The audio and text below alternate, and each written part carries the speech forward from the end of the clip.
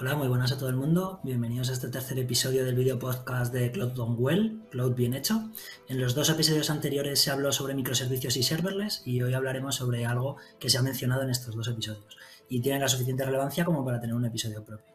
DevOps con foco en AWS. Para el episodio de hoy tenemos la suerte de contar con Andreas de AWS y con Miguel y yo mismo por parte de NTT Data. Y bueno, que mejor que os presentéis vosotros mismos. Andreas, tú eres la estrella invitada, así que te presentas, por favor. Muchísimas gracias, Alejandro. Mi nombre es Andreas Calvo, soy Solutions Architect en AWS. Llevo ya un tiempecillo con AWS, unos 3 años y medio. Acepté la invitación de Alejandro principalmente porque en vidas pasadas quizá hemos tocado estos temas y hemos visto la transformación y creemos que realmente la nube nos ofrece capacidades que están muy de acorde o muy alineadas con lo que queremos hablar hoy aquí. Así que muchas gracias. Bienvenido. ¿Y Miguel, te presentas también?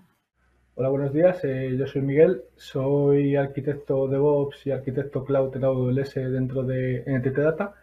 Y bueno, pues un poco mis orígenes también son en el mundo de desarrollo y pues poco a poco un poco he ido evolucionando, viendo las problemáticas y demás, me ha ido interesando este mundillo del DevOps y bueno, aquí estamos pues haciendo soluciones que den valor al negocio y que faciliten la vida dentro de las empresas. Yo soy Alejandro Lázaro, soy arquitecto cloud en AWS.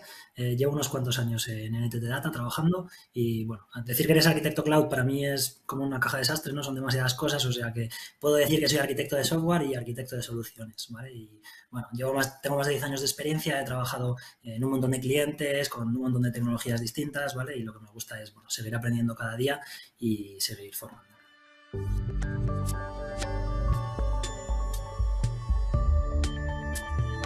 El tema que tenemos hoy entre manos es DevOps, pero antes de que expliquemos qué es esto, me gustaría que me ayudaseis a explicar por qué surge esto de DevOps, ¿no? Es decir, qué problemas hemos sufrido en la industria de IT cuando no existía esto de DevOps.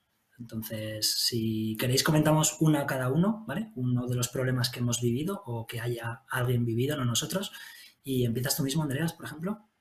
Por supuesto, gracias, Alejandro. Yo creo que quizá uno de los problemas que nos hemos encontrado todos, o los que llevamos ya un cierto tiempo aquí, es en el hecho de las responsabilidades que tenían los equipos, ¿no? Es decir, cada uno de los equipos en el ciclo de vida de una aplicación, pues asumía unas responsabilidades y era demasiado estático en esas responsabilidades, lo que hacía que muchas veces el hecho de poder ser eficiente o incluso de poder adaptarse a las necesidades que pueden tener nuestros clientes fuera uno de los problemas que más se veía o más se palpaba dentro de las compañías.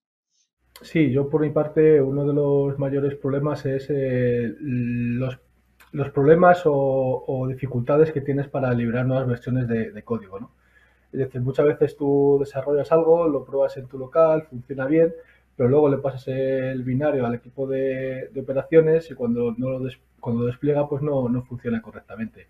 Y entonces cuando empieza pues esta guerra de desarrollo y operaciones, ¿no? El de desarrollo dice yo lo he hecho bien, funciona, y el de operaciones echa la culpa al desarrollo porque dice que no sabe, que no conoce lo que ha montado y que no hace las aplicaciones teniendo eso en cuenta. Y eso pues genera mucha fricción, mucho roce y realmente eso es lo que hace es perjudicar al negocio al final.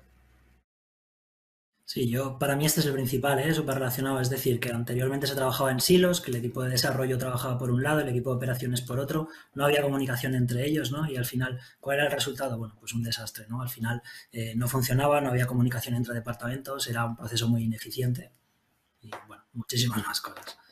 Entonces, bueno, ¿comentas alguno más, Andreas?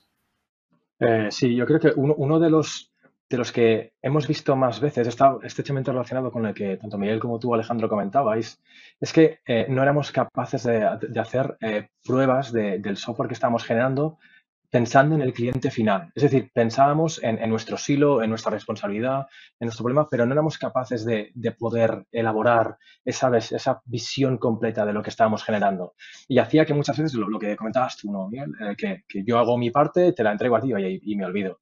Pero también nos cortaba las alas saber exactamente el alcance de lo que estábamos haciendo. Y hacía que, por ejemplo, si no era mi responsabilidad, pero funcionaba, nadie más lo volvía a mirar. Se daba por hecho que eso ya iba a funcionar. Y luego juntabas pues una parte con otra, dos componentes y eso al final acaba fallando. En mi experiencia, otros problemas que yo he tenido también han sido debidos a fallos humanos, ¿no? Bueno, muchas veces, alguna vez me ha pasado de que he querido desplegar un entorno y en producción y no le he cambiado los properties, estoy desplegando en producción con los properties de preproducción, ¿no? Entonces, pues eso es un problema, son errores humanos que nos ocurren muchas veces, porque si te estamos todo el día tocando, pues alguna vez te equivocas, ¿no? Entonces, con el DevOps, pues también facilitas un poco que estos errores humanos no ocurran tan a menudo o no ocurran directamente.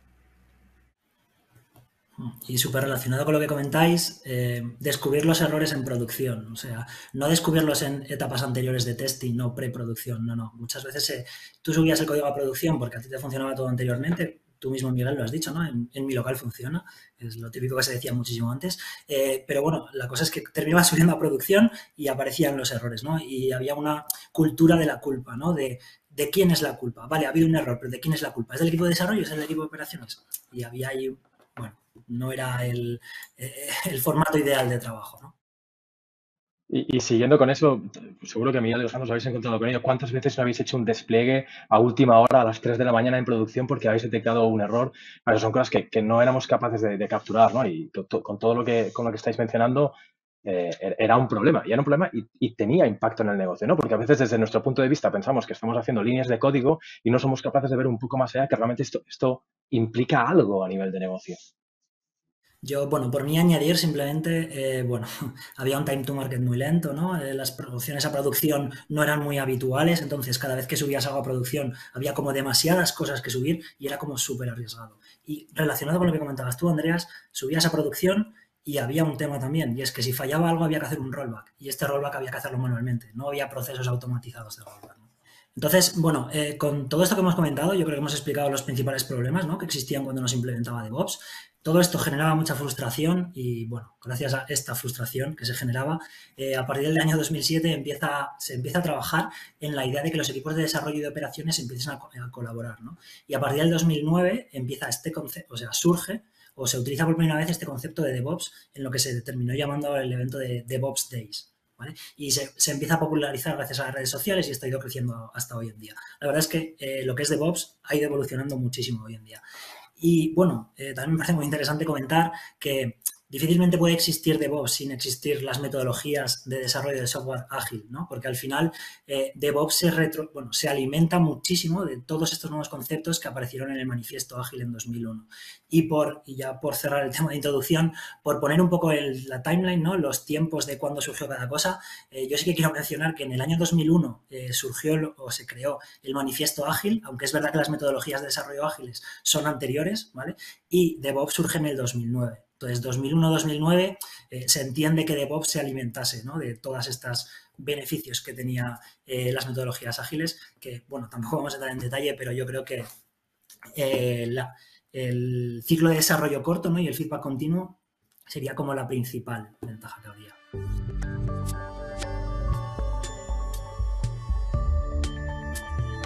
¿Qué es DevOps? No sé si os ha pasado y a mí me parece bastante curioso que si buscas información de DevOps en Internet no hay una definición estandarizada, ¿no? O sea, hay muchas definiciones parecidas. Es una metodología de desarrollo de software, es cultura, es un conjunto de prácticas.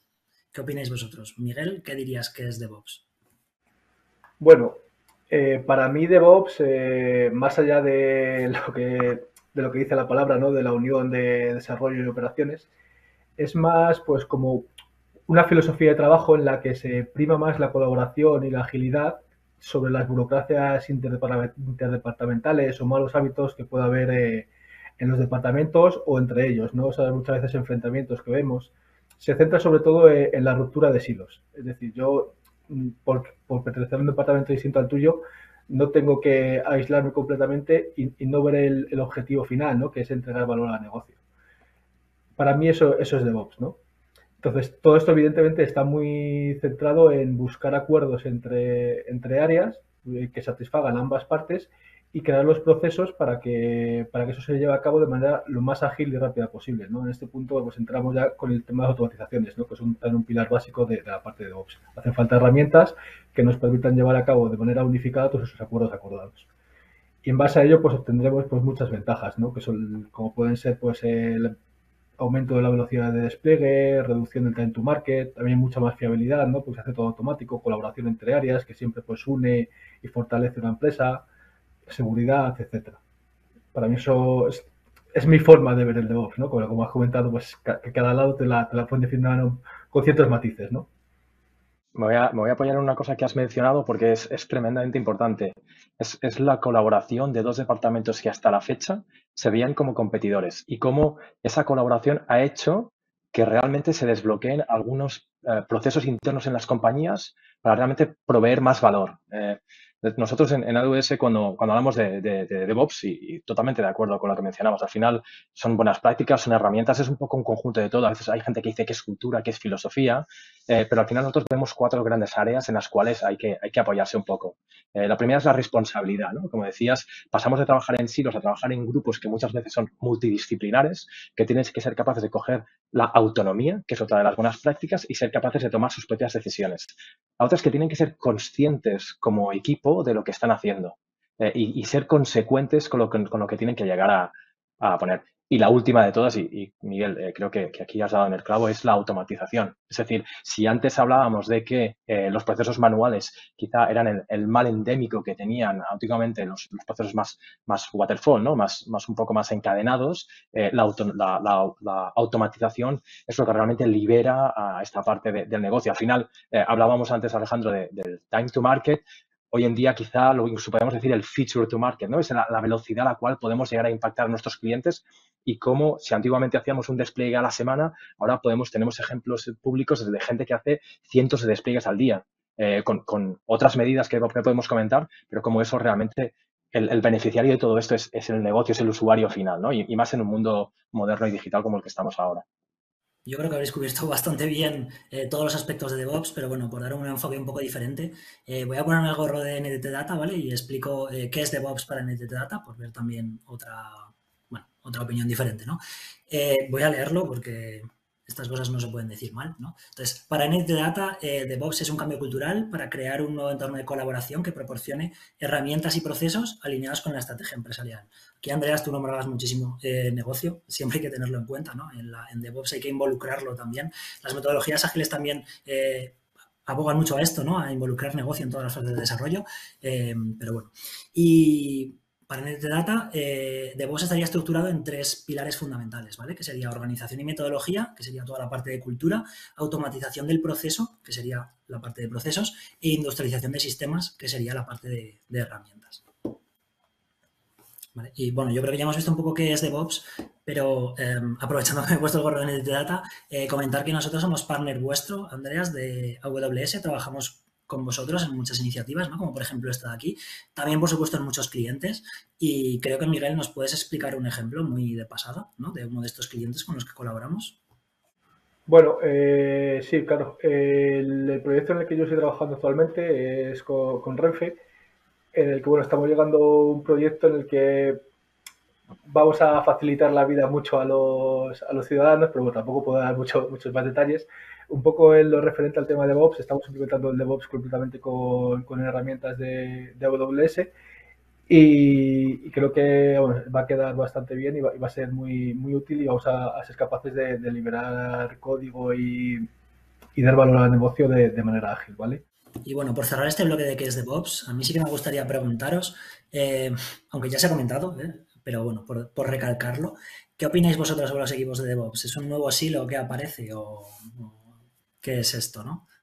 Eso, Alejandro, en mi opinión hay que tener cuidado, ¿no? Cuando una empresa va a implantar DevOps por primera vez, porque bueno, puede ocurrir que se implanten procesos y demás y realmente surja el área de DevOps y se comporte como un silo más, ¿no? Que la gente de desarrollo dice, es que el pipeline me falla, eso DevOps, y me desentiendo, ¿no? O cosas así. Hay que tener cuidado y no convertirse un poco en lo que estás intentando evitar. Por añadir a lo que decía Miguel y solo por hacer un poco más de hincapié, una de las cosas con las que trabajamos, y el ejemplo de NTT Data también es muy importante en los proyectos que colaboramos, es intentar entender en qué momento están las compañías con las que trabajamos, ¿no? Es decir, hablamos de que es una buena práctica, a veces se cogen como si fuera un estigma, como si fuera una imposición. Y esto en el mundo del desarrollo de software lo hemos visto más de una vez. DevOps está teniendo éxito porque por primera vez intentamos focalizar un poco la responsabilidad a equipos o personas que tienen diferentes necesidades o diferentes responsabilidades, pero no olvidemos que esto es algo que hay que trabajar, que hay que hay que tener un mensaje claro, hay que tener unos objetivos claros y hay que ser consciente de dónde estoy. Al final, no podemos intentar irnos a los extremos más públicos que salen, como mencionaba, de hacer cientos de despliegues al día, si no tenemos esas capacidades o esa experiencia para poder llevarlo a cabo. Muchas gracias por el aporte. Yo también comentar que no sé si conocíais una web que se llama DevOps Topologies. ¿Os suena a alguno de vosotros? A mí no. Yo no lo Bueno, conozco. esta web es muy interesante porque te muestra cómo podrían ser los equipos de trabajo involucrando a DevOps, ¿vale? Y tiene dos partes diferenciadas. Una que sería la parte de antipatrones, que sería cómo no debería funcionar, y aquí es lo que he comentado de DevOps es un nuevo equipo que es un nuevo silo, ¿no? Y luego tiene otra parte que te explica las topologías que podrían funcionar implementando DevOps. Entonces, tal y como has dicho tú, Andreas, dependiendo de la fase en la que se encuentre la empresa, ¿no? Porque no todas las empresas se encuentran en la misma fase, pues le podría encajar mejor una u otra. Y aquí, bueno, en esta web que dejaremos en las notas, se muestra bastante bien todos los ejemplos que podría haber, ¿vale? Para un poco aclarar esta duda también, que es una duda bastante recurrente.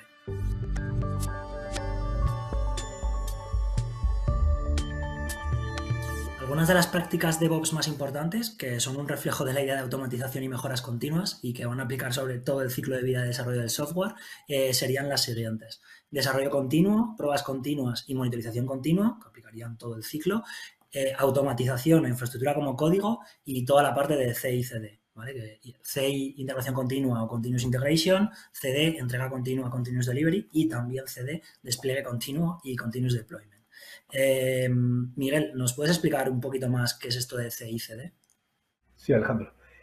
Bueno, voy a ir un poco por pasos, ¿vale? Voy a empezar por integración continua, continuous integration, que consiste básicamente en automatizar que todos los cambios que hagamos en el código construyan directamente nuestros binarios o nuestros artefactos, ¿vale? Esto pues lo lograremos pues simplemente metiendo webhooks o triggers en nuestro repositorio de código para que lancen los procesos de construcción correspondientes a la tecnología. Es un estado un poco inicial, ¿no? Pero que ya pues te automatiza ciertas cosas como la construcción, como mejor pruebas o algún otro aspecto que quieras meter que quieres que se realice siempre que se va a construir tu artefacto, tu aplicación. Luego el siguiente nivel estaría el Continuous Delivery o entrega continua, que es una pequeña evolución en la que aparte de construir tus artefactos, pues tú también debes hacer las acciones necesarias para que esos artefactos estén listos para ser desplegados en todo momento. Es decir, que tú puedas entregar valor a negocio de manera continuada y sin muchos impedimentos. Y luego el siguiente stage o el siguiente nivel, pues ya sería el despliegue continuo, ¿no? En el que aparte de realizar esos pipelines para poder desplegar en cualquier momento y entregar ese valor, que también pues lo hagas, ¿no? Que despliegues, que directamente tú hagas el comité en desarrollo, en la rama de desarrollo o en la que tengas definida y que eso se acabe desplegando. Y bueno, en cuanto a este despliegue, pues también tenemos que hablar un poquito de las estrategias de despliegue, ¿no? O sea, porque antiguamente pues la estrategia de despliegue era pues paro el servidor de aplicaciones, subo mi nuevo jar o mi nuevo guard o lo que sea y lo levanto, ¿no? Pero claro, es un despliegue pues que no es muy óptimo porque provoca pérdida de servicio, el tiempo que está caído, los rollbacks no son sencillos porque tienes que buscar la versión anterior, etcétera, ¿no? Entonces, bueno, estrategias de despliegue pueden ser, por ejemplo, un rolling deployment, ¿no? Que es un rolling deployment lo que consiste es en, si tenemos varios nodos de nuestro aplicativo, no para todos cambiar el código y levantarlo, ¿no? Sino simplemente ir uno a uno actualizando el código. Es decir, yo primero paro un servidor, lo actualizo y lo levanto. Paro el siguiente y lo voy levantando. De esta manera, pues lo que conseguimos es no tener una pérdida de servicio, ya que siempre la aplicación va a estar funcionando. Luego, estrategias de despliegue un poco más avanzados pues, pueden ser la estrategia Blue-Green o Canary Deployment, ¿vale? La Blue-Green consiste en tener dos entornos productivos idénticos, de tal manera que nosotros cuando hagamos un pase a producción, pues siempre desplegaremos sobre ese dos entornos productivos, uno que está expuesto al público o al cliente y otro que no. Entonces nosotros nuestros despliegues los haremos sobre el entorno productivo que no esté abierto al público, comprobaremos que todo vaya bien y cuando tengamos la comprobación hecha, pues cambiaremos el balanceador o lo que tengamos por encima para que apunte a ese nuevo entorno, a ese entorno en el que hemos desplegado la nueva versión. La ventaja de esto es que nos otorga una capacidad de hacer un rollback muy potente, ¿vale? Porque si vemos que de repente la nueva aplicación tiene fallos o incidencias, pues simplemente cambiando esa redirección que comentábamos al entorno anterior, al otro entorno productivo, pues tenemos el rollback hecho. Y otra posible opción también muy utilizada hoy en día son los canary deployments, ¿vale? Estos canary deployment consiste en no actualizar todos los nodos todos los servidores de tu aplicativo, sino simplemente actualizar alguno de ellos y empezar a redirigir cierto porcentaje de tráfico a esos nuevos nodos, ¿no? Puedes empezar probando pues con ciertas ciudades o cierto sector de tus clientes para probar estas nuevas versiones, de tal manera que si falla, pues solamente se está afectando a un 10%, a un 15% de tus clientes, ¿no? A esos clientes a los que les ha liberado la nueva versión, lo cual pues te reduce mucho el riesgo de subir incidencias a producción. Por complementar un poco lo que decía Miguel, si el valor propositivo de DevOps es ser ágiles y ser rápidos, una de las necesidades inherentes es fallar rápido y fallar con el menor impacto posible. Entonces, CI/CD viene a intentar solucionar este problema, ¿no? De hecho, en AWS siempre hablamos de que hay que diseñar para fallar. Y cuanto antes lo detectemos, mejor. Por eso Miguel nos explicaba que hay diferentes fases. Entonces, si yo soy capaz de detectar que una nueva versión que tengo que desplegar está fallando en los test de integración continua antes de que esté expuesto al público en general, reduzco mucho el impacto, incluso la visibilidad de la marca, ¿no? ¿Cuántas veces os ha pasado de recibir algún mensaje de una página web en la cual o no funciona o ya no hace falta? Esto intenta minimizar esos errores. Los errores humanos que nos comentaba Miguel al principio, que quizá eran de la parte más drástica, que más podía tener visibilidad una vez hacíamos un despliegue, CI/CD nos intenta ayudar un poco en este aspecto.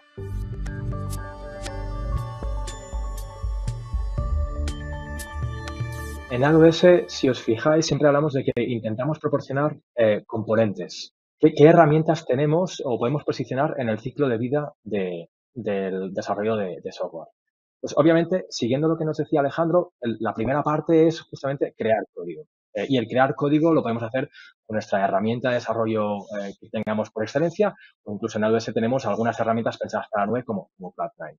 Ahora bien, una vez tengo el código, ahí es donde realmente empieza la magia del DevOps, porque lo tengo que dejar en algún sitio y es muy importante saber dónde lo tengo que dejar. Normalmente hablamos de repositorios de código, también podemos hablar de otros sistemas que estamos guardando artefactos, pero la idea es que de algún sitio empezará, digamos, el ciclo de vida de la puesta en producción, de construir ese paquete, ese binario que nos decía Miguel. De ahí sí que tenemos, por ejemplo, servicios como nuestro repositorio de contenedores, ECR, hablamos también de Code Commit, nuestro servicio Git. Una de las partes más relevantes es, una vez ya tengo el código, es decir, ya tengo a alguien que ha hecho algo que se tiene que desplegar en otro entorno, ¿qué hago con ello? Pues aquí es donde está el servicio de Code Build. Y lo que hace este servicio es construir de una manera programática, es decir, yo puedo llegar a definir qué pasos y cómo quiero llegarlo a hacer, ese paquete al final que vamos a poder guardar. Es importante por varios motivos. Primero porque es serverless. Serverless quiere decir que yo no gestiono nada de infraestructura, con lo cual solo pago cuando lo estoy usando. Pero si vamos un poco más atrás, y hoy en día hablamos mucho de sostenibilidad, el hecho de solo consumir recursos cuando realmente los necesito es algo que quizás es de extremada relevancia, ¿no? En el mundo actual en el que vivimos y en las preocupaciones que tenemos de cara al cambio climático. Y una vez tenemos ya algo paquetizado, algo guardado en algún sitio que tenemos que llegar a desplegar, ahí es donde entra el concepto de Code Deploy, ¿no? Al final es un servicio de despliegue continuo en el cual podemos tanto hacerlo en sistemas de contenedores, como puede ser nuestro Elastic Container Service, es nuestra aproximación a la gestión de contenedores en AWS, como que también lo podemos hacer en instancias típicas, ¿no? En las máquinas virtuales de antigua usanza que en el mundo cloud se llaman instancias. Pero todo esto, si os fijáis, os he hablado de pasos. Siempre hay alguien que tiene que dirigir esos pasos. Y ahí es donde entra nuestro servicio de Code Pipeline. La definición, decimos que es un servicio de integración continua.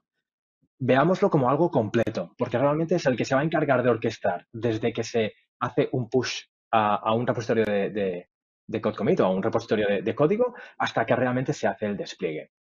Y ya por último, y no menos importante, es saber el estado de esos despliegues. Es decir, si yo puedo garantizar que he hecho un despliegue, perfecto, yo he hecho todas las pruebas y sé que el código funciona fantástico. Vale, pero y mis usuarios y poder entender exactamente qué pasa, ahí es donde entra un poco el concepto de observabilidad o monitorización. Sabéis que la monitorización es ser reactivo a cosas que están pasando dentro de un entorno, de una plataforma. La observabilidad es ser capaz de tomar decisiones, lo que decimos siempre, hacerse preguntas o responderse a preguntas que no sabíamos que nos teníamos que hacer. Es decir, saber exactamente cómo se comporta una plataforma.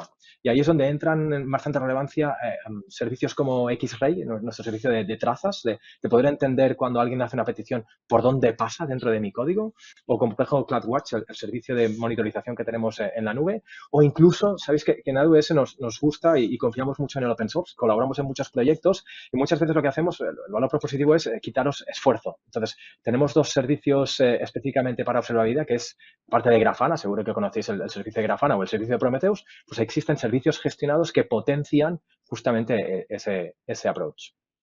Y aquí, Andreas, el servicio de AWS Proton podría ayudarnos un poco con todo el ciclo de vida, porque con este servicio nos sirve un poco para estandarizar, ¿no? La forma de desplegar contenedores, serverless.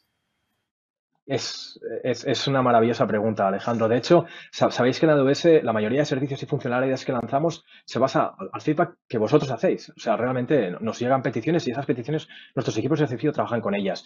Y cuando hablamos de grandes organizaciones que quizá la tecnología no es parte inherente de su negocio, sino quizá es un camino más para conseguir un objetivo, venían cosas complicadas como, bueno, pero es que yo no me quiero encargar de un pipeline de CICD. Esto quizá no es parte core de lo que necesito.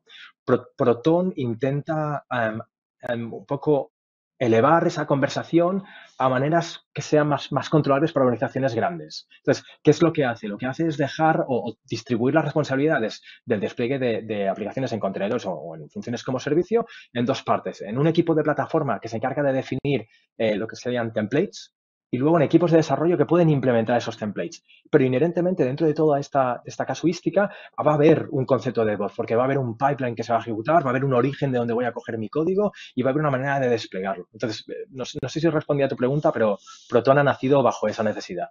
Sí, sí, de hecho, yo personalmente me he quedado con ganas de probarlo para ver cómo funciona, porque parece súper potente. Perfecto. Y tengo otra duda sobre todos los servicios que has comentado. Bueno, Codecommit lo has nombrado muy de pasada, pero para mí ahora mismo una de las pegas o inconvenientes que tiene Codecommit es que no te permite tener repositorios públicos. No sé si AWS está pensando en permitir que haya repositorios públicos en algún momento o por temas de seguridad esto de momento solo se ha pensado para usuarios privados internos o ¿nos puedes contar algo de esto? Sí que es cierto que al final la seguridad, ¿no? Un poco la IP, ¿no? La parte de la propiedad intelectual que tenemos existe en nuestro código y es parte de nuestro negocio. Sí que es cierto que tenemos integraciones con alguna serie de servicios, con Commit uno, tenemos otros, pero muchas veces nos preguntan, oye, ¿y si lo quiero hacer con un repositorio público o si lo quiero hacer con otro proveedor? Al final tenemos que pensar que esto, en la nube, no dejan de ser más que llamadas a APIs. De hecho, si lo reducimos, no son más que llamadas a APIs en las cuales interactúan entre ellas, ¿no? El famoso control plane. Nosotros podemos llegar a conectar un repositorio de Git usando lo que llamamos webhooks para conectarlo con Code Pipeline y seguirá funcionando igual. De nuevo, intentamos focalizar que ofrecemos componentes y cada uno de vosotros lo podéis llegar a mezclar o hacer la arquitectura que realmente responda a vuestras necesidades.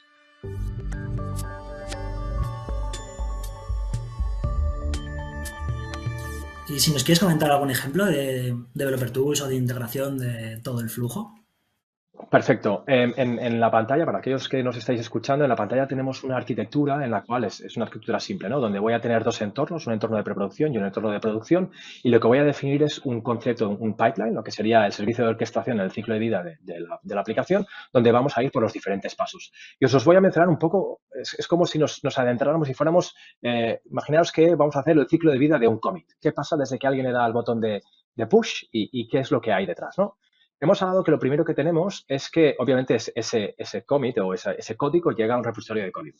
En ese repositorio muchas veces tenemos un PR, ¿no? La típica de que alguien lo tiene que revisar y lo vamos a analizar, pero una vez ha sido aprobado, ese repositorio de código va a lanzar lo que llamamos un trigger. Es parecido al webhooks que hablamos ahora, solo que sí, cuanto más nos integremos en los servicios, más inherente o más fácil va a ser de poderlo lanzar. Eso lo que va a hacer es lanzar dentro del pipeline, específicamente en la parte de code build, va a lanzar la creación de ese artefacto. Entonces, ese artefacto luego lo vamos a almacenar en un repositorio de artefactos. Bien puede ser S3, si estamos hablando de artefactos estáticos. Imaginaros que estamos construyendo librerías y queremos dejarlo en algún tipo de sistema de librerías. No sé, estoy pensando en NPM o, por ejemplo, en clases de Java. Eso lo podríamos hacer también en un servicio como Code Artifact al final. Pero una vez ya tengo eso, lo que quiero llegar a hacer es poder iterar sobre ello y poder empezar a desplegarlo. ¿Qué pasa? Y aquí vienen un poco las cosas mágicas, ¿no? Cuando hago code build voy a hacer mis tests, con lo cual voy a saber que esa parte ya es adecuada para ser desplegada y de ahí automáticamente podría llegar a desplegarlo a un entorno, al que sea. Sí que es cierto que aquí hablaremos y posicionaremos algo, ¿no? Es el concepto de CDK, nuestro servicio de infraestructura como código, que si queréis podemos hablar un poquito más adelante, pero la idea general es que yo puedo tomar decisiones con poco impacto y desplegar, por ejemplo, en un entorno de preproducción. Con lo cual, yo ya sé que, si os fijáis, solo he hecho un push a un repositorio de código y ahora mismo ya tengo una nueva funcionalidad en un entorno en el cual una persona de QA, por ejemplo, puede llegar a validar. Ahora bien, ¿qué pasa cuando esa persona de QA dice, oye, pues esto ya está bien? Pues incluso cuando orquestamos estas partes podemos poner pasos manuales, aprobaciones manuales de alguien que diga, oye, sí, le doy el visto bueno. Y una vez le da el visto bueno, que muchas veces es incluso darle a un link dentro de un correo electrónico, automáticamente me va a lanzar la siguiente fase del ciclo, que es ya desplegarlo incluso a producción. Con lo cual, si os fijáis, sin tener que involucrar procesos manuales o procesos técnicos manuales, somos capaces de hacer todo el ciclo de vida desde principio a fin para poderlo desplegar en el servicio. Y no lo mencionaba, pero en la arquitectura que veis en pantalla estamos trabajando con contenedores, con lo cual os podéis imaginar que el artefacto que vamos a construir esta vez va a ser un contenedor y es el que vamos a llegar a desplegar en estos entornos de preproducción o producción.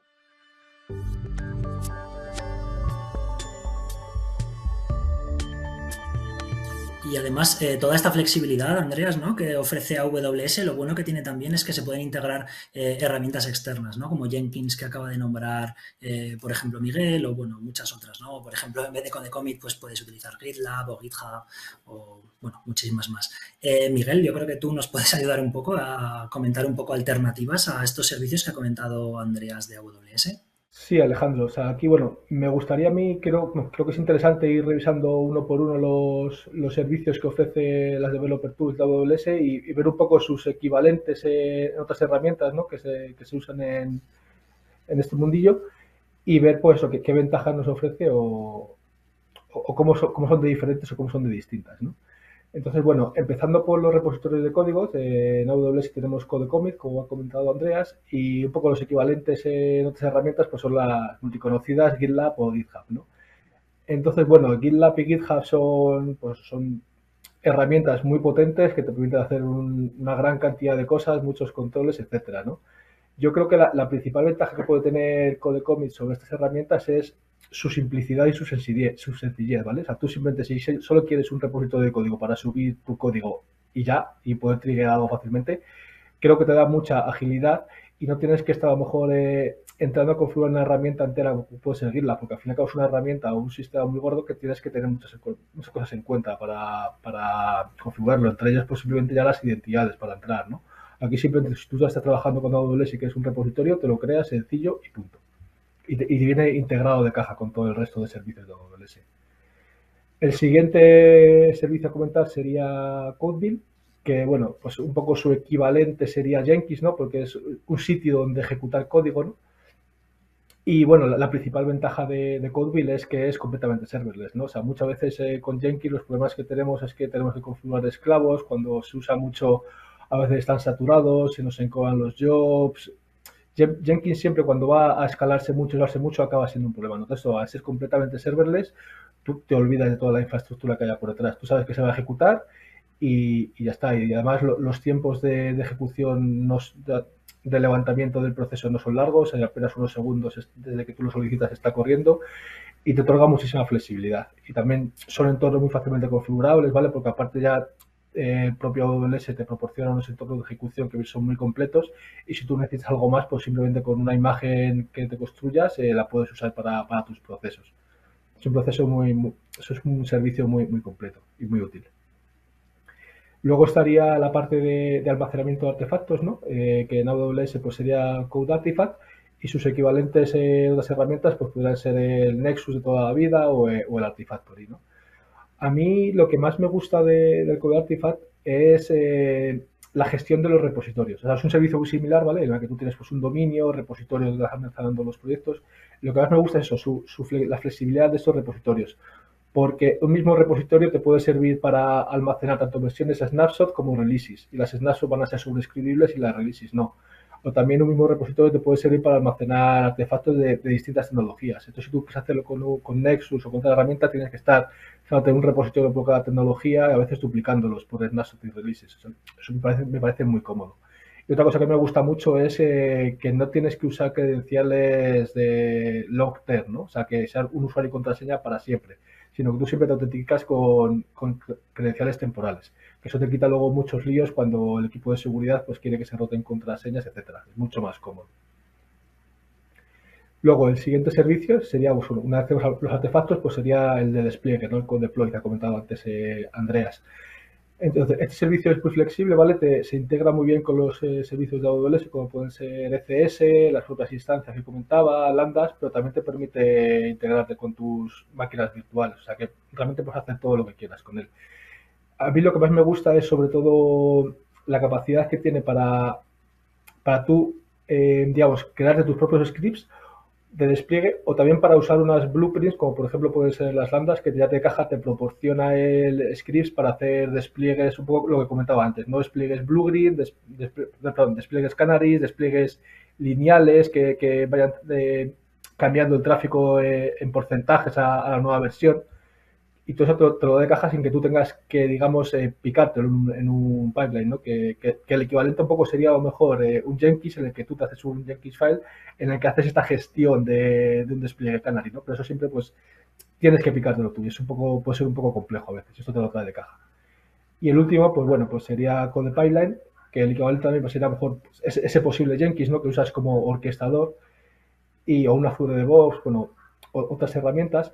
Y a mí lo que me gusta mucho de Code Pipeline es que funciona mucho como cajitas que tú vas integrando, ¿no? Dice, yo tengo por aquí mi fuente de datos, tengo luego mi construcción, tengo mi parte de despliegue, tengo mis aprobaciones y tú eso lo vas un poco configurando y concatenando para que al final haga lo que tú quieres. Y eso es un poco el resumen de todos los servicios. Creo que en general funcionan todos muy bien juntos, aunque como habéis comentado, bueno, como hemos dicho, eso son cajitas, ¿no? Tú puedes tener un Jenkins porque te gusta el frontal o cómo trabaja y luego puedes tener que se ejecute en un code build para proporcionarte esa capacidad de serverless, ¿no? Es un poco todo ver lo que necesitas y cómo te gusta más que funcione. De hecho, por mencionar esto de Jenkins, aquí, Andreas, vosotros proveéis muchísimos plugins, ¿no? Para trabajar con Jenkins, porque al final yo creo que Jenkins es lo que más se está utilizando todavía, desgraciadamente. Pero bueno, yo creo que vosotros proveéis muchas ayudas para trabajar con esto. Totalmente de acuerdo, Alejandro. De hecho, hay una que es bastante relevante porque, como bien mencionaba Miguel, que quizá cuando desplegamos una arquitectura de Jenkins y tenemos que poner los esclavos, tenemos que configurarlos y tenemos que tenerlos corriendo, entonces los tenemos corriendo sin que hagan nada. Y eso quizá a nivel de costes, por ejemplo, no es lo más eficiente y, como os comentaba, a nivel de sostenibilidad tampoco. En Jenkins, bueno, desde AWS tenemos un plugin para Jenkins que justamente se intenta beneficiar de una tecnología que llamamos Spot, ¿no? Que son instancias temporales que podemos usar, que tienen que hacer cargas que no sean críticas o reproducibles, pero que tienen un descuento muy elevado. A veces hablamos de casi el 70% de descuento respecto a correrlo. Y esto es algo que incluso en algunas compañías he visto que, por mucho que lo tengan puesto en un entorno propio, en un entorno cerrado, en un private cloud, lo que sea, lo extienden hacia afuera porque, claro, son capaces de delegar esa carga muy puntual, muy poco predecible y minimizar los costes de una manera muy significativa.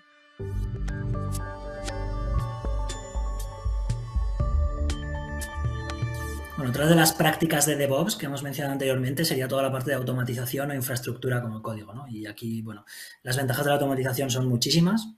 Por nombrar algunas, pues tiempos de entrega más rápidos o lanzamientos más frecuentes, menos problemáticos, menos errores, mayor calidad, mayor seguridad, mitigación de errores, ¿vale? Etcétera. Entonces, hablando de infraestructura como código, ¿nos podéis comentar algo más específico? Sí, si queréis comento yo. Bueno, la infraestructura como código es un poco intentar evitar provisionar todas las cosas de manera manual. Es decir, antiguamente tú querías provisionar un servidor o cualquier cosa y lo que hacías era entrar al servidor o entrar al recurso en concreto y tú básicamente pues instalar dependencias, hacer configuraciones, etcétera. Y eso se quedaba ahí. Y si quieres ir luego a otro entorno, quieres hacerlo en otro sitio, pues tienes que volver a hacer lo mismo. O sea, y acabas haciendo lo mismo 1000 veces. Entonces, la infraestructura como código lo que intenta es que toda provisión o toda configuración que hagamos de recursos dentro de nuestra infraestructura, configurarla en código. Y luego tener herramientas o algo en concreto que te permita ese código transformarlo en recursos o infraestructura real. De esta manera que consigues, pues un poco lo que comentabas, ¿no? Que si, aparte de tener todo guardado en un repositorio, ¿vale? En el que tú puedas ver esto es lo que tengo desplegado, que si en algún momento se rompe tu infraestructura, tú puedes volver a aplicar esta infraestructura como código y la regeneras completamente. Otra ventaja es que si tú tienes tu infraestructura como código, la replicación entre entornos es instantánea, ¿no? Porque tú la has codificado una vez y tú como tus entornos deberían ser iguales, simplemente tienes que replicar eso, a lo mejor con distintos valores para ciertas cosas, pero ya tienes configurada tu infraestructura. Entonces, nos otorga el beneficio de no tener que rehacer muchas veces las cosas. Por apoyar un poco más en lo que decías, Miguel, y para los que nos estáis escuchando, veréis que en la pantalla ahora mismo tenemos lo que sería un poco la evolución que ha tenido el concepto, no de infraestructura de cómo, sino aprovisionamiento aprovisionamiento de código, de aplicaciones, ¿no? O sea, nos volvemos otra vez a la época antes del concepto de DevOps, y seguro que algunos de vosotros os acordáis de que tenías que entrar en un servidor y cambiar cosas a mano y teníamos que hacerlo, o teníamos un rumbo que no era más que una hoja de papel con comandos que teníamos que hacer, que copiar y pegar, y eso realmente os podéis imaginar que daba pie a muchísimos errores. Hemos ido evolucionando desde pasar por conceptos de scripts que nos hacíamos nosotros mismos, incluso usar servicios de configuración centralizada, como puede ser Ansible o Puppet o Chef o cosas por el estilo. Pero cuando entramos en el mundo del cloud, nació la necesidad de poder definir mis recursos de una manera reproducible y de potente. Es decir, como decía Miguel, yo quiero garantizar que si tengo que desplegar la misma infraestructura, la misma plataforma en otro sitio, lo puedo hacer de manera controlada y garantizando el éxito que es lo que va a tener. Esto es lo que llamamos la parte declarativa. Y en la parte declarativa tenemos el concepto de CloudFormation, que es la parte, es el approach que tenemos desde AWS, pero también existen otras soluciones allí fuera, como por ejemplo Terraform. Desde aquí hemos ido iterando, tuvimos una aproximación, o existe una aproximación basada en los generadores de esta descripción de infraestructura, seguro que suena a Troposphere o CloudFormation, pero en AWS hemos intentado llegar a unir los dos mundos del desarrollo y de operaciones, ¿no? Porque todo esto que os he explicado de operaciones viene del concepto de los sysadmin, ¿no? Administradores de sistemas que hablaban Bash, hablaban Python, hablaban Perl y construían estas cosas. Pero cuando nos íbamos al mundo del desarrollo, ahí se hablan otras cosas, ¿no? Se dice C#, pues se habla Java. Pero ¿qué pasa? Eran dos puntos un poco dispares. Con CDK, el Cloud Development Kit que tenemos para AWS, queremos llevar la infraestructura a un lenguaje que todo el mundo pueda llegar a entender. Y ahí es donde hemos abstraído esta definición de infraestructura y la hemos puesto usando lenguajes de programación existentes. Por ejemplo, Java, en Go tenemos en Preview, en Node.js, con lo cual es algo que podemos llegar a hacer. Es esa colaboración que nos decía Miguel muy al principio, que era una de las principales ventajas de DevOps, quizá es maximizarla, productizarla lo máximo posible dentro de nuestras compañías. Esto de CDK es maravilloso porque yo vengo del mundo de desarrollo, o sea, no he tenido que sufrir el despliegue de scripts, toda esta parte de temas más operaciones, pero bueno, como vengo de la parte del desarrollo, el que haya un nivel de abstracción por encima de la parte declarativa, de los templates, porque bueno, CloudFormation me parece bastante complejo, tiene muchas líneas de código, pero con CDK la verdad es que con el lenguaje de programación que, bueno, de los 5 o 6 que hay soportados, con uno de estos lenguajes de programación es súper fácil crear nuevos recursos y me parece súper potente.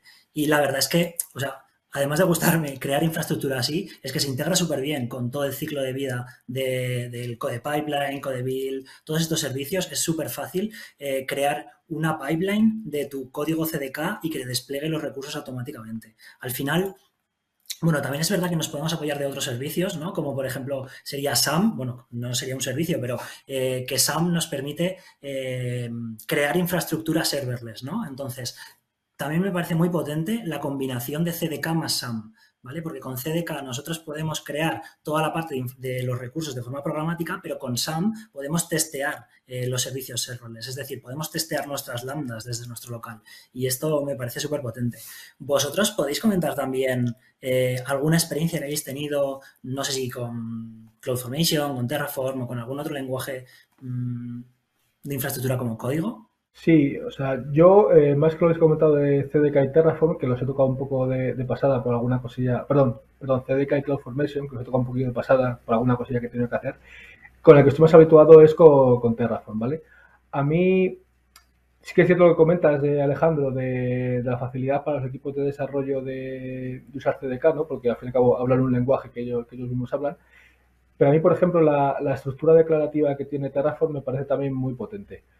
O sea, y creo que Terraform también da ciertas posibilidades que a lo mejor con CloudFormation o con CDK no, ¿vale? A mí personalmente lo que más me gusta de Terraform es, bueno, la posibilidad que te da de importar recursos ya existentes a tu infraestructura como código de manera muy sencilla, que almacena un estado de tu infraestructura va a poder detectar cambios, no sé, también te permite posibilidades de elegir qué recursos quieres que cambien cuando tú haces algunos cambios o no.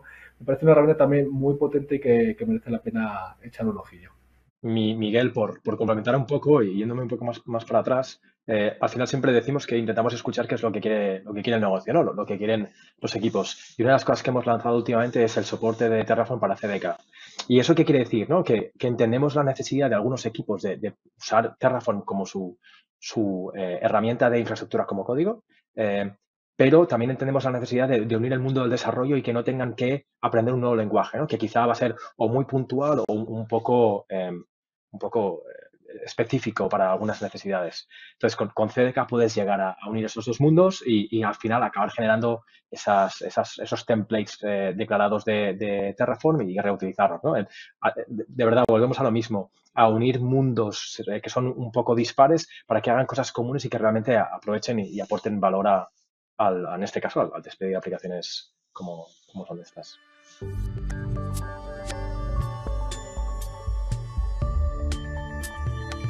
Otro de los temas que queremos comentar en este episodio es toda la parte de seguridad dentro de DevOps, ¿no? Esto de DevSecOps, que tanta relevancia tiene últimamente, cada vez está más de moda y parece que antes no se hiciera seguridad que se ha inventado con esto de DevSecOps, ¿no? Entonces, al final, esto de DevSecOps es un cambio de mentalidad, ¿no? Todo el mundo es responsable de la seguridad, pero Miguel, ¿nos puedes comentar algo más de qué es DevSecOps? Sí, o sea, el DevSecOps, pues igual que se hizo inicialmente en DevOps, no esa unión entre lo que es desarrollo y operaciones, pues con DevSecOps lo que se pretende es incluir también al equipo de seguridad en este escaparate de colaboración y automatización, ¿no? Entonces, bueno, ¿cuáles son los problemas o más que los problemas, las necesidades o que le inquieta a seguridad, ¿no? Pues le inquieta que no haya vulnerabilidades en nuestro código, le inquieta que nuestras páginas web no puedan ser atacables por terceros, etcétera, ¿no? Entonces, ellos también tienen sus herramientas para detectar estas cosas, ¿no? Igual que la gente de desarrollo pues tiene sus test unitarios, pues la gente de seguridad pues tiene sus, sus herramientas para ver las vulnerabilidades de las páginas web.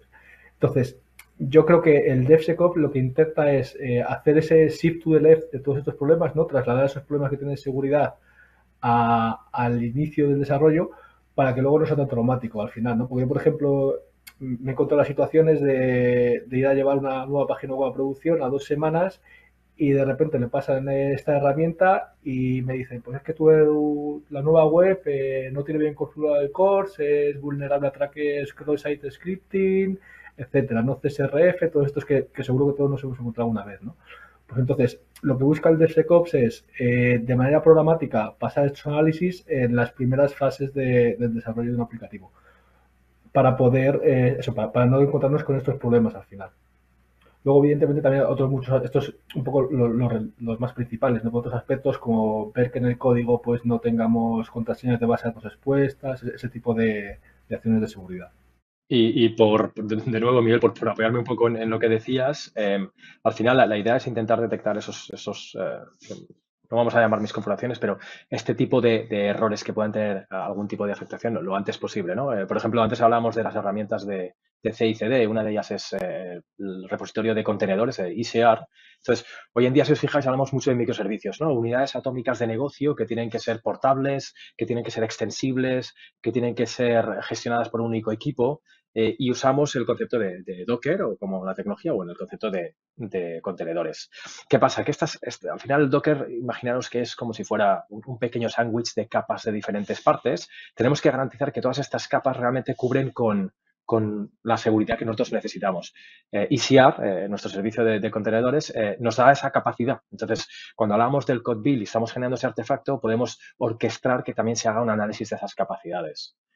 Otras cosas que también hablamos y quizá cada vez se escucha más, ¿no? Hablamos de la inteligencia artificial y el machine learning. Esto lo podemos llegar a aplicar dentro del mundo de DevOps. ¿Cómo podemos hacer eso? Lo que podemos hacer es, tenemos herramientas que lo que nos ayudan es a poder analizar el código y poder detectar problemas con anticipación. Es decir, seguro que sonáis, ¿no? Vosotros conocéis SonarQube. En SonarQube yo al final yo pongo mi código y me dice pues las líneas de código que tengo, si me estoy dejando alguna cosa. Ahora imaginaos que eso además es capaz de detectarte, oye, pues aquí vas a tener un problema de este tipo. O como decía Miguel, oye, es que aquí estás haciendo hard coding de las credenciales y lo mismo hay algún servicio como en AWS tenemos Secrets Manager para poder gestionar esas cosas. Entonces, si os fijáis, es una manera proactiva de ayudarnos a detectar el estado de nuestro código respecto a nuestras guías y un poco a los estándares, ¿no? Y poder llegar a hacer esos despliegues seguros. Al final, el concepto de DevSecOps es darle relevancia a la seguridad en un mundo que por tradición no lo tenía. Como decía Miguel, la seguridad era lo último y ahora vuelve a tener otra vez ese foco gracias a la automatización y volvemos a reincidir en la parte de DevOps dentro del mundo de desarrollo de las aplicaciones.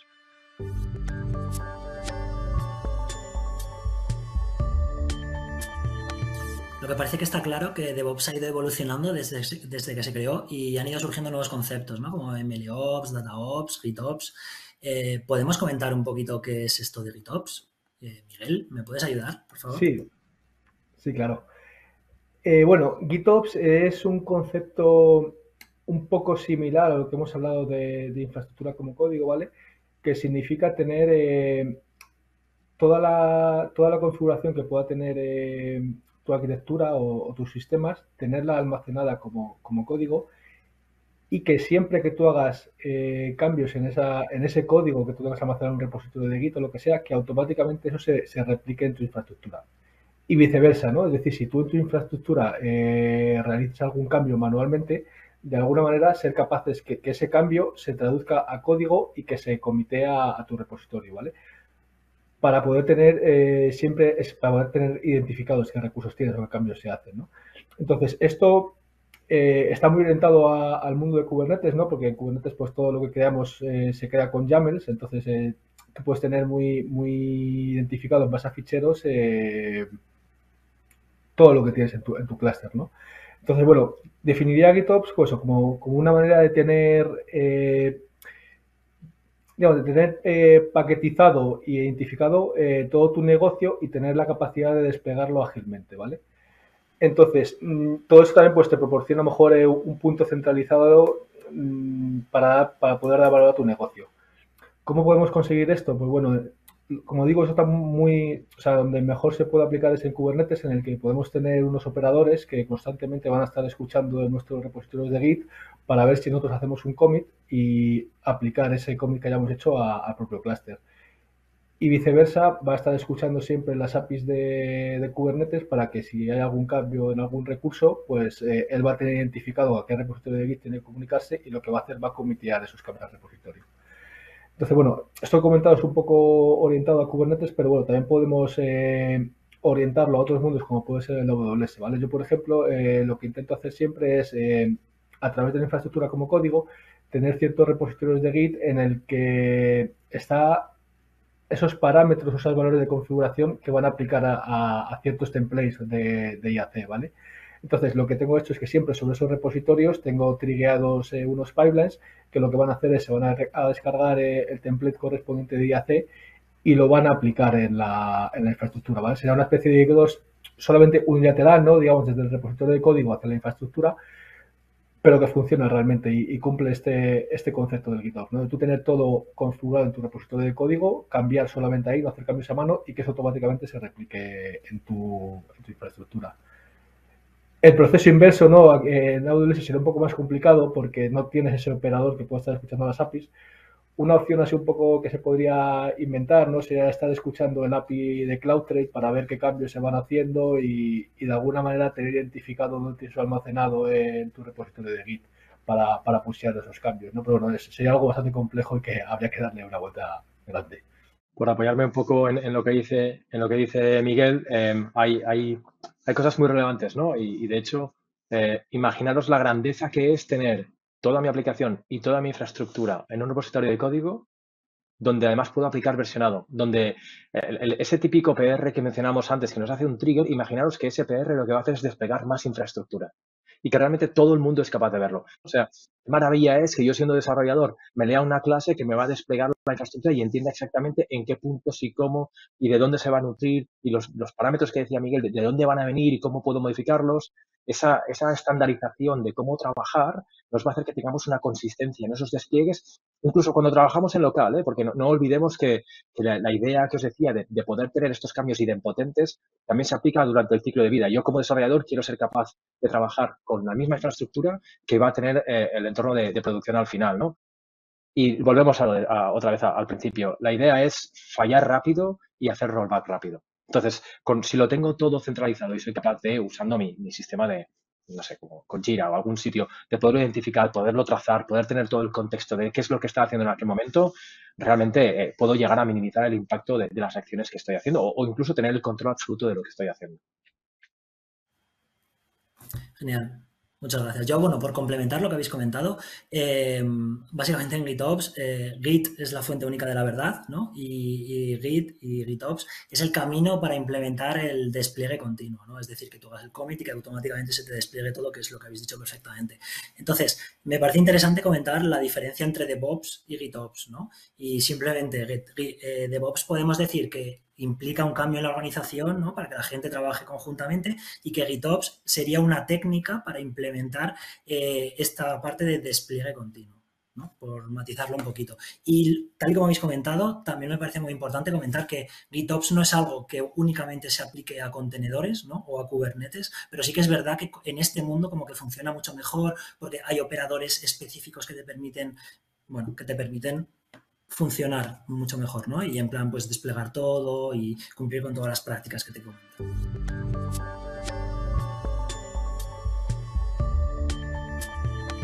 Y por cerrar este video podcast, y como seguro que nos hemos dejado muchas cosas que comentar, en caso de que alguien quiera más información acerca de DevOps, ¿nos podéis facilitar algún enlace o recurso que puedan acceder a ello? Por supuesto, lo incluiremos en las notas del episodio. Si quieres empezar, Miguel, tú mismo diciendo alguno. Sí, bueno, por mi parte y por la parte de NTT Data, pues tenemos un blog que se llama IfGitDen, en el que, bueno, los propios empleados de NTT pues van haciendo publicaciones sobre DevOps y sobre otros asuntos que creo que son bastante interesantes y que pueden merecer la pena echarles un ojo.